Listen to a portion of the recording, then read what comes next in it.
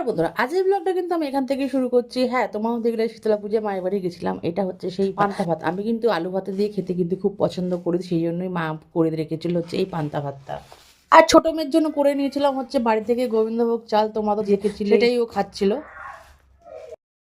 মগলি।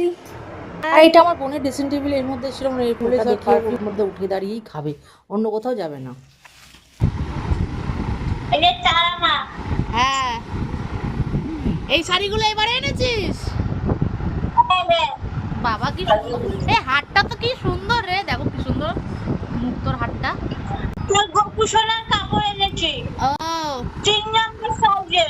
ও হ্যাঁ, আর তার মাঝেই আমাকে মাসি ফোন করেছিল, ও দেখাচ্ছিল ঠাকুর ঘরে ঠাকুর সাজাচ্ছিল হচ্ছে, পরের দিন হচ্ছে তো নবরাত্রি লেগে যাচ্ছিল, তাই জন্য শাড়িগুলো দেখাচ্ছিল কেমন হয়েছে। আমি দেখতে চেয়েছিলাম যে আর এই শাড়িগুলো প্রত্যেকটা অর্ডার দিয়েই বানায়, খুব ভালো লাগে আমার।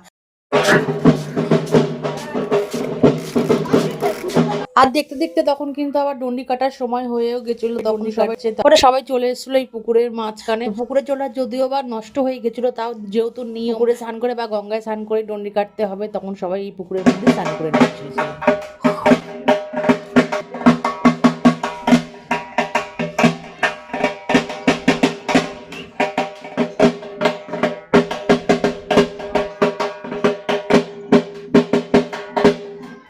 তোমাদের হচ্ছে অদ্ভির ঠাম্মাও সেদিনকার হচ্ছে ডন্ডি কেটেছে, উনি মাঝে খুব বড়সড় অসুস্থতায় ভুগছিল।